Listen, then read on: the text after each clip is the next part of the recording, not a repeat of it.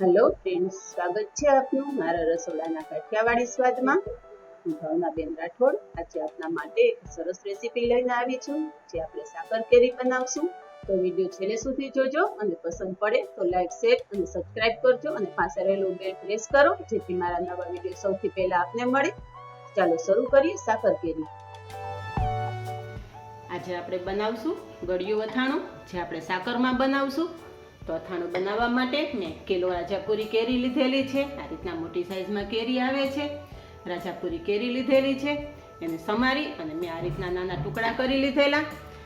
આટલા ટુકડા કરી લીધા, બહુ મોટા પીસ નથી કર્યા. અને હવે આમાં હળદર અને મીઠું ભેળવી અને મેં 4 થી 5 કલાક સુધી રાખી દીધેલું. આમાં બિલકુલ પાણી નાખવાનું નથી. હળદર અને મીઠાનું પાણી થશે, તમે જોઈ શકો છો, જેથી કેરીની ખટાશ ઓછી થઈ જાય અને આપણી કેરીમાં સરસ મીઠું ચડી જાય, તો આખું વરસ આપણું અથાણું બગડતું નથી. હવે આપણા કેરીના ટુકડા કોટનના કપડા ઉપર પોળા કરી દેશું. મેં એક પેપર રાખેલું છે, પેપર ઉપર હું આ કોટનનું કપડું રાખી દઈશ. કોટનના કપડું તમે ગમે તે લો, પણ તેમાં કલર ન નીકળવો જોઈએ, એવી રીતના કપડું હોવું જોઈએ. હવે બધા કેરીના પીસ આપણે પોળા કરી દેશું.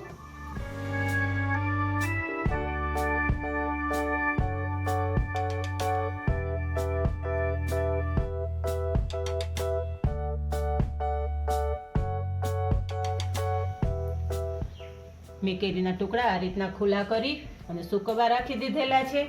અને હવે આપણે જે આ પાણી નીકળેલું છે, આમાં તમારે અથાણામાં ખારેક નાખવી હોય તો નાખી શકો છો, ગુંદા નાખી શકો છો.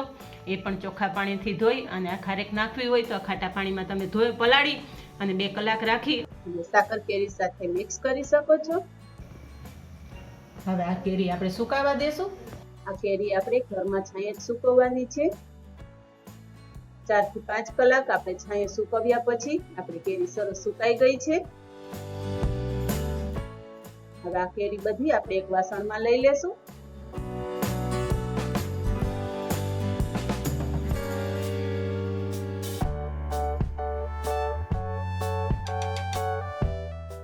અહીંયા મેં 1 કિલો કેરી સામે 800 ગ્રામ જેટલી સાકર લીધેલી છે. હવે આ અથાણામાં આપણે સાકર, દળેલી સાકર લેવાની છે, એટલે હું સાકરને પહેલા આ રીતના નાના પીસ કરી લઈશ અને પછી આપણે મિક્સરમાં પીસશું. આ સાકર હવે મિક્સરમાં આપણે દળી અને પાવડર બનાવી લેશું.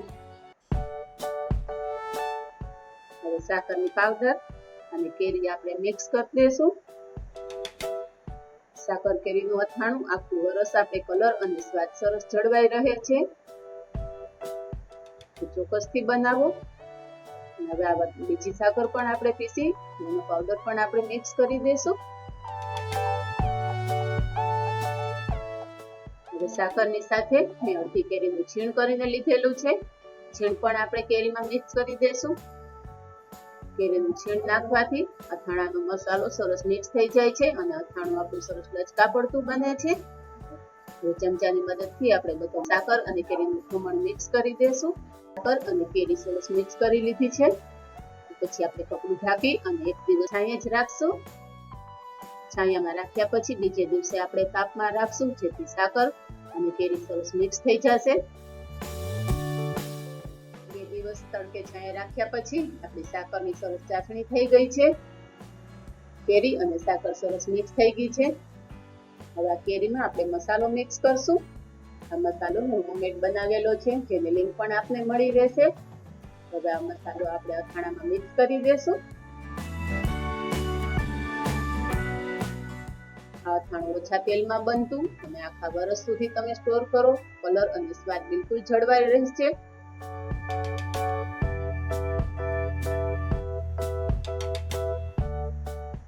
અને 15 થી 20 દાણા હું કાળા મરીના નાખું છું.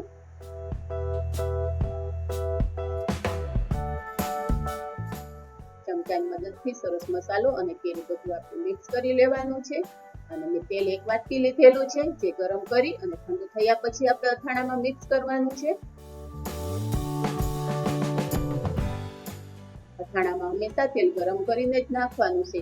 ગરમ કરી અને ઠંડુ થઈ જાય પછી જ મિક્સ કરવાનું. તમે જોઈ શકો છો કે આપણો અથાણાનો કલર કેટલો સરસ આવ્યો છે અને સુગંધ પણ સરસ આવે છે. તો એક વખત મારું આ સાકર કેરીનું અથાણું ચોક્કસ ટ્રાય કરો અને ફ્રેન્ડ્સ મને કમેન્ટમાં જણાવજો કે આપને મારા અથાણાની રેસીપી કેવી લાગે છે. હવે આપણે ઉકાળો મિક્સ કરી દીધા પછી પાછું કપડું ઢાંકી અને એક દિવસ આપણે તાપમાં રાખશું. તેથી તાપમાં રાખવાથી આપણો અથાણાનો મસાલો અને ચાસણી બધું સરસ મિક્સ થઈ જશે અને આખું વર્ષ સુધી અથાણું એવું ને એવું રહેશે. એક દિવસ તાપમાં રાખ્યા પછી તમે જોઈ શકો છો કેરી અને ચાસણી મસાલો બધું સરસ મિક્સ થઈ ગયું છે. હવે આપણે અથાણું સર્વ કરશું. વાવ, લાલ ચટક અથાણું જોઈને જ ખાવાની ઈચ્છા થઈ જાય એવું બન્યું છે. તો ફ્રેન્ડ્સ, મારું અથાણું તમે એક વખત ટ્રાય કરો અને મને કમેન્ટમાં જણાવો કે આપને મારા અથાણાની રેસીપી કેવી લાગી. તો આજે બસ આટલું જ. મળીએ નેક્સ્ટ વિડીયોમાં. ત્યાં સુધી બાય. Thank you.